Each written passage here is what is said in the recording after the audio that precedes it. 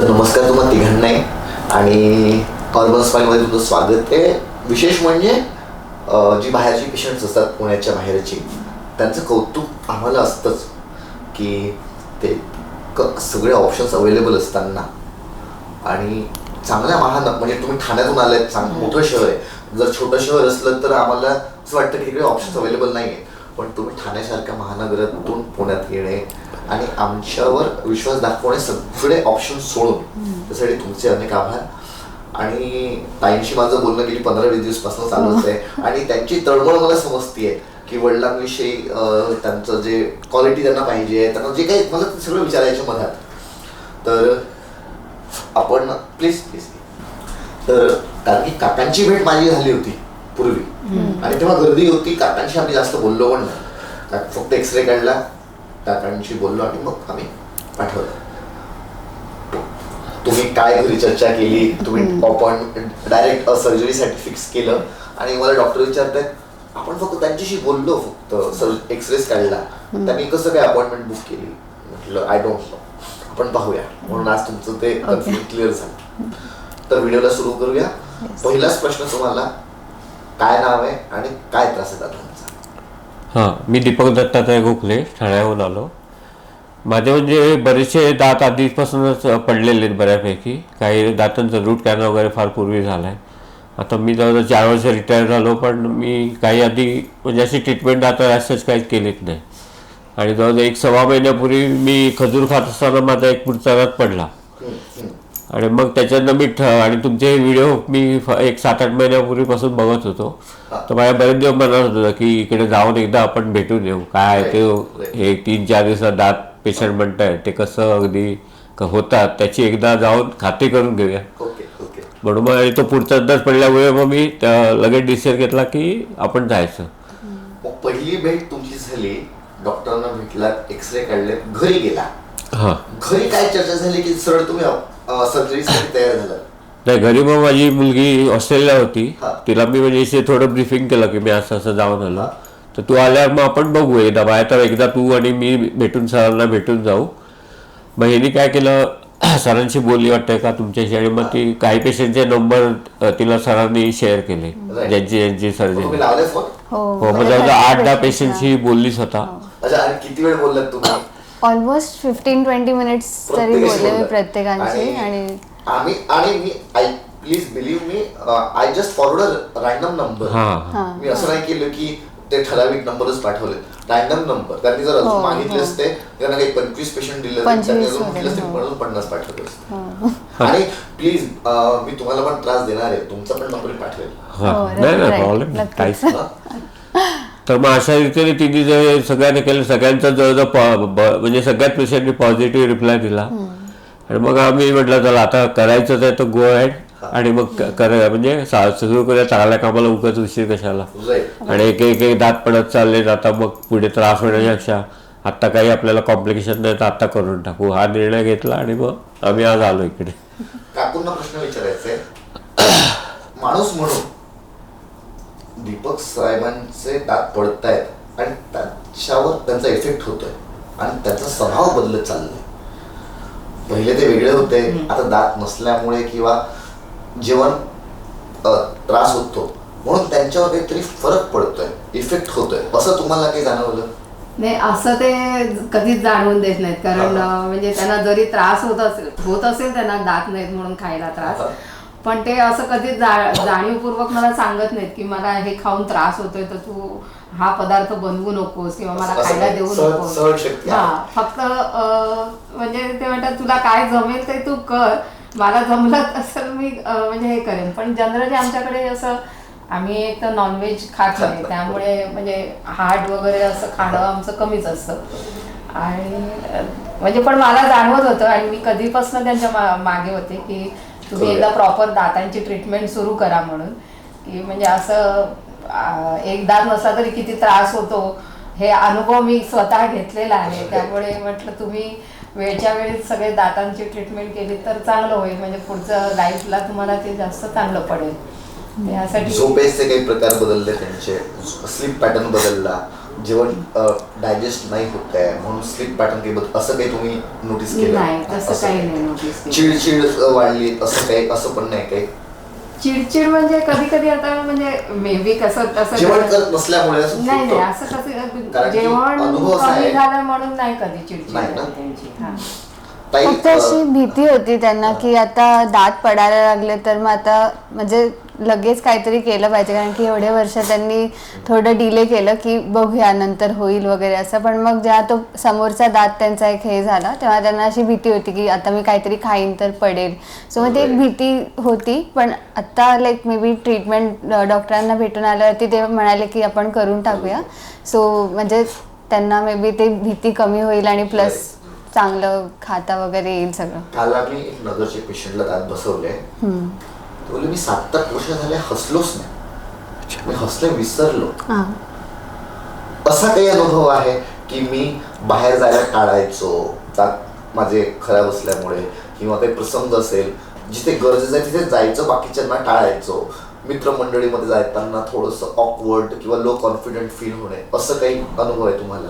नाही, ॲक्च्युली हा जो आधी मागच्या पडलं तेव्हा मला एवढं काही फील नाही व्हायचं. हा पुढचा पडल्यावर ना एकदमच सगळे असे बघितल्यावर दिसत ना पटकन, तर तेव्हा जरा गिल्टी फील. घरातले पण मला म्हणायचं की अरे तुझा कसं दात विचित्र दिसतोय वगैरे.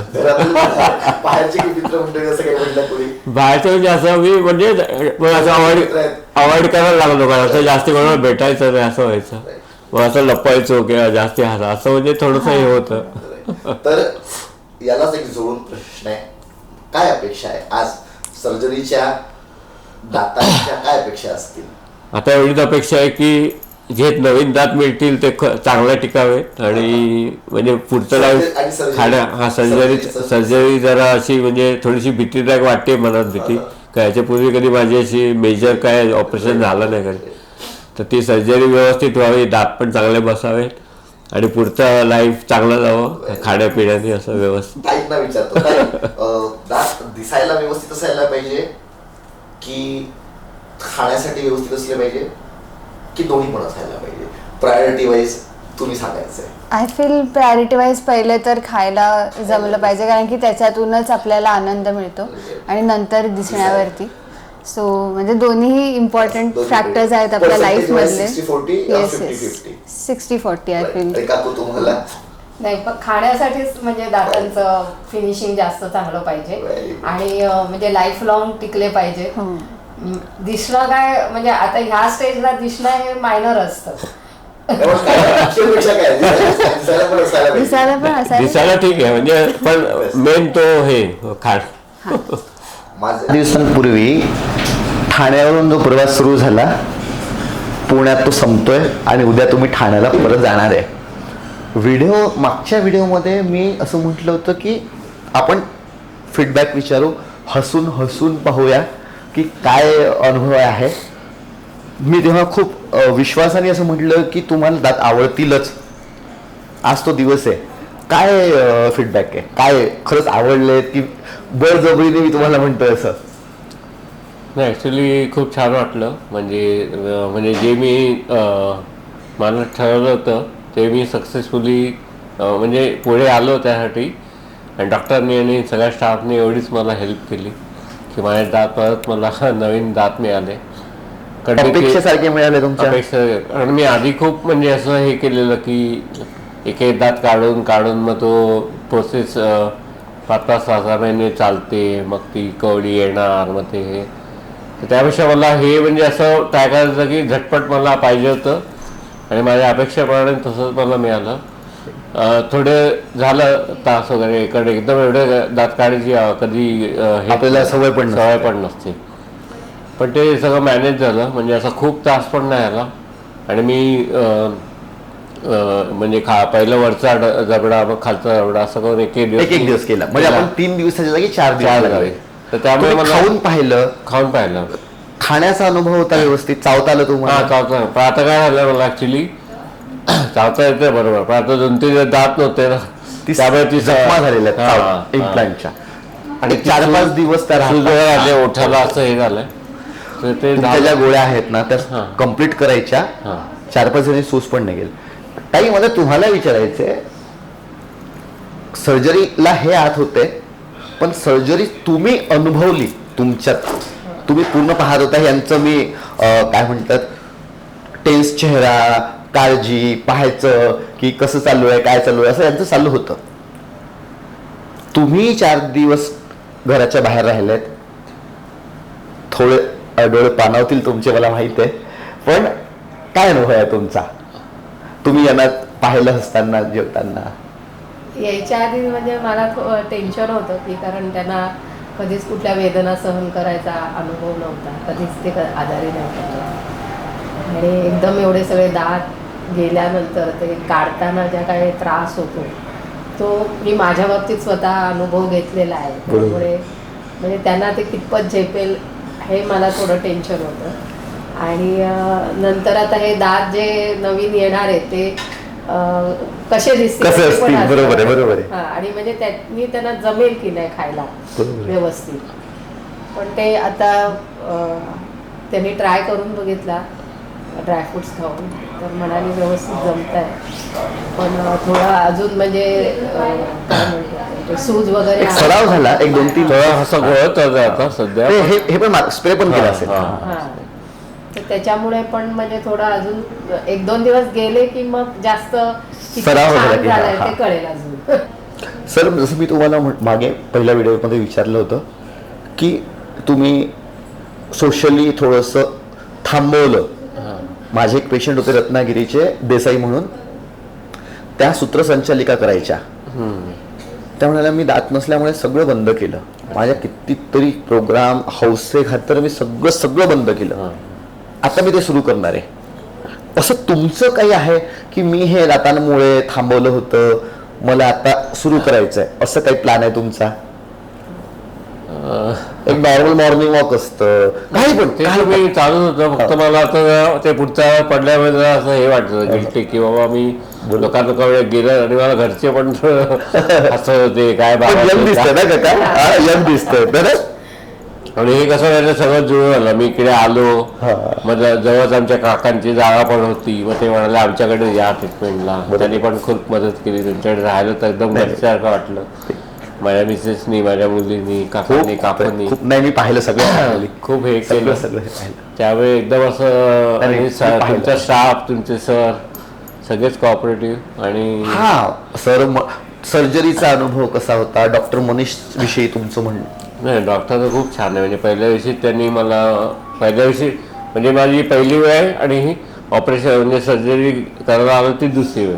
मध्ये आम्ही थोडंफार बोलणं झालं बस, पण त्यांनी मला तेव्हाच सांगितलं की तुम्ही बेटर वे तुम्ही सगळे दात रिमूव्ह करा आणि फुल इम्प्लांट करा, म्हणजे बघा तुमचं पुढचं म्हणजे हे. आणि माझे त्याचे दात पण झालेच होते बऱ्यापैकी किडलेले, तर मला तो त्यांचा ऑप्शन चांगला वाटला आणि मी तेच मनात ठेवून आलेलो की सगळे काढायचे आणि सगळे नवीन बसायचे. मग काय मला विचारायचं की यांचे पूर्वीसारखे दात दिसत आहेत तसंच ते चांगलं दिसतंय आता? चांगले दिसतात. जी हसण्याची जे पहिली स्टाईल होती ती जास्त चांगली होती, आवडायची. नाही होईल. तर तुम्ही असेच दोघं हसत राहा, तुमचं संपूर्ण परिवार हसत राहो, सुखी राहो, समृद्धी राहो. तुम्ही आमच्या दोघांवर, आमच्या पूर्ण टीमवर विश्वास दाखवला, त्यासाठी तुमचे खूप खूप आभार. धन्यवाद. धन्यवाद.